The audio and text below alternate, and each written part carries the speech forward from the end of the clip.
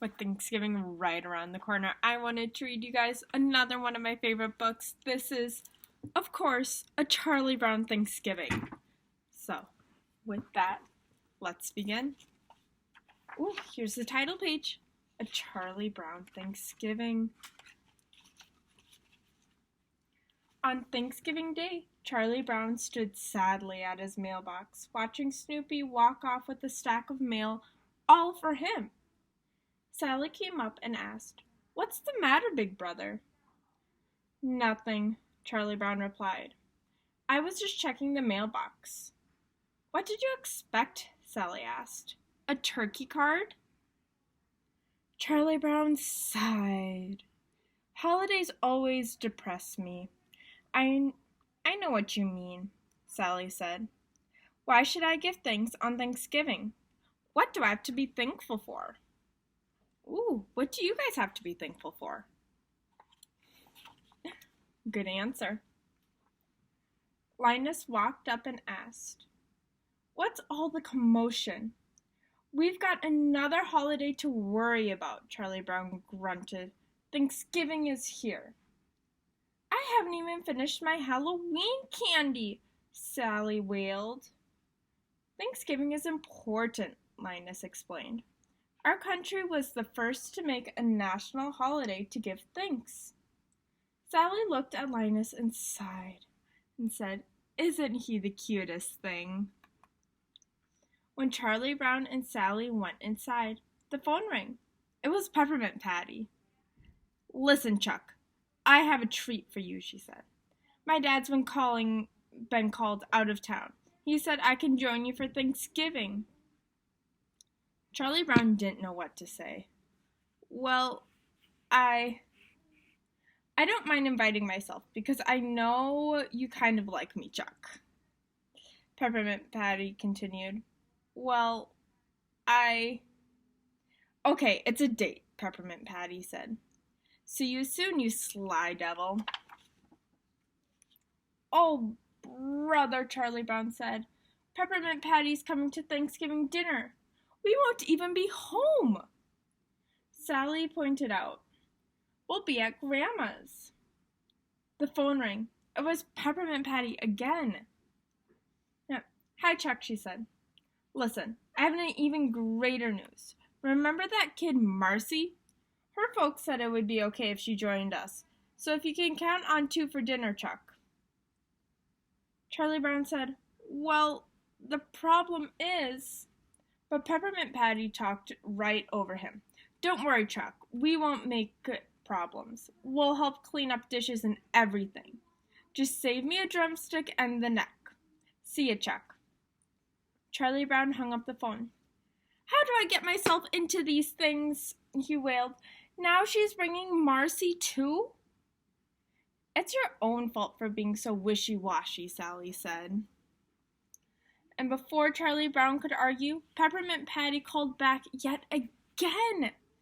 This time she had invited Franklin to dinner too. Oh, those are lots of friends coming to the party now. "I'm doomed!" Charlie Brown exclaimed. 3 guests for Thanksgiving, and I'm not even going to be home. Peppermint Patty will hate me for the rest of my life. But Linus had a solution. "Why don't you have 2 dinners? You cook the first one for your friends, then you go to your grandmother's for the second one." "But I can't cook," Charlie Brown said. "All I can make is cold cereal and toast." "Can you guys cook? If you had to host your own Thanksgiving, what would you make?" Ooh, I just might have to come over. Linus was sure they could do it with a little help. He told Snoopy, "Go to the garage and get a table for the backyard." Snoopy saluted sharp as a shoulder. The world's most brilliant beagle was on the case. As Woodstock fluttered above him, Snoopy dragged a ping-pong table out of the overflowing garage. As soon as Snoopy opened the table, it snapped shut. He was trapped inside. Oh no. When the beagle broke free, so did a ping-pong paddle and ball. Snoopy hit the ball, then bounced over the net so fast that he returned his own serve. Snoopy played against himself until he accidentally knocked Woodstock out. Oh, poor Woodstock. Linus walked up just in time to see the end of Snoopy's game. "We don't have time to play games," Linus scowled. Snoopy blushed. Woodstock was awake again, but seeing stars. "We still need some chairs around the table," Linus said, directing. Once again, Snoopy bravely battled his way through the stuffed garage. A lawn chair proved even tougher to unfold than the ping-pong table. Finally, Snoopy got everything under control. He even put a tablecloth on the ping-pong table. Then it was time to start cooking. With the precision of an army, Charlie Brown, Linus, Snoopy, and Woodstock used every toaster they could to make a big stack of buttered toast. The friends popped corn and opened bags of chips, pretzels, and jelly beans, my favorite. Next, Snoopy set the table. He dealt the plates like a deck of cards, expertly folded the napkins into cute little teepees. Yikes! One of the teepees moved! Snoopy carefully lifted the napkin and found Woodstock. Ding dong! The doorbell rang. Peppermint Patty, Marcy, and Franklin arrived. They followed Charlie Brown to the table in the backyard. "Say, Chuck, this looks like quite a spread," said Peppermint Patty. "I bet this is one Thanksgiving dinner we'll never forget." Snoopy carried out a big domed platter. "Aren't we going to say grace before we're served, Chuck?" Peppermint Patty asked. "It's Thanksgiving," she pointed out. Charlie Brown wasn't sure what to do. Linus came to the rescue. He stood up and gave a speech. In the year 1621, the Pilgrims had their first Thanksgiving feast. They invited the great Indian chief Massaote, who brought 90 of his brave Indians and a great abundance of food. Governor William Bradford and Captain Miles Standish were honored guests. Elder Williams Brewshire, who was a minister, said a prayer that went something like this: "We thank God for our homes and our food and our safety in a new land. We thank God for the opportunity to create a new world for freedom and justice." Peppermint Patty added, "Amen." And with that, Snoopy lifted the lid to reveal their feast. He shuffled the toast like cards and plucked a piece into a paper plate. He added a paw full of popcorn, pretzel sticks, and jelly beans. Then he threw the plates like a frisbee across the table. Zoom, zoom, zoom! Plates flew to each guest. Peppermint Patty stared in amazed disappointment. "What kind of Thanksgiving is this?" she asked. "Don't you know anything about cooking a real Thanksgiving dinner, Chuck? Where's the turkey? Where are the mashed potatoes, cranberry sauce, and pumpkin pie? What blockhead made all this?" Was that kind or unkind, guys? Yeah, I'd say that's unkind. Charlie Brown sulked away from the table, feeling even lower than he did after losing a baseball game. Marcy turned to Peppermint Patty. "You were kind of rough on Charles, weren't you, sir? Did he invite you to dinner, or did you invite yourself?" "I never thought of it like that," Peppermint Patty admitted. "Do you think I hurt old Chuck's feelings?"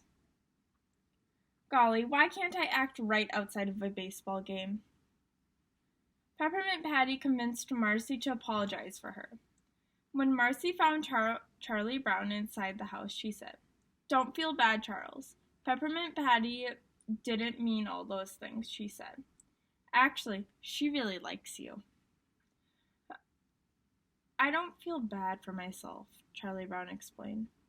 I'm just sorry I ruined everyone's Thanksgiving. But Thanksgiving is more than eating, Charles. You heard what Linus said. The Pilgrims were thankful that, and we should be thankful for just being together, Marcy said. Peppermint Patty had been listening from the doorway. She came in and offered Charlie Brown her hand. Apologies accepted, Chuck? They shook hands. Peppermint Patty continued, There are enough problems in the world already without these silly misunderstandings. Suddenly, she grinned. Why, you're holding my hand, you sly dog. Bong, bong, bong, bong. The clock chimed. Good grief, 4 o'clock already? We're supposed to be at Grandmother's house at 4:30, Charlie Brown said, fretting. I better call her and explain my dilemma, Charlie Brown picked up the phone. Hello? Grandma? This is Charlie Brown. We're going to be a little late. Then he explained about his friends still being there. No, ma'am, they haven't eaten. As a matter of fact, they've let me know that in no uncertain terms. Then Charlie Brown heard some wonderful news. Marcy announced it to the rest of the gang. We're all invited to Charlie Brown's grandmother's for Thanksgiving dinner. The kids all cheered. Soon the whole gang, except for Snoopy and Woodstock, piled into the back of the station wagon. In the car, the kids sang, Over the river and through the woods to Grandmother's house we go. The horse knows the way to carry the sleigh through the white and drifty snow. Charlie Brown interrupted the happy tune. There's only one thing wrong with that. Linus asked, What's that, Charlie Brown? My grandmother lives in a convent. But then he realized that it doesn't matter where you eat Thanksgiving dinner, whether it's at a condo or at a doghouse. It will always be special when you share the feast with friends. Happy Thanksgiving, guys. I hope you get to share a feast with your friends and family. Bye.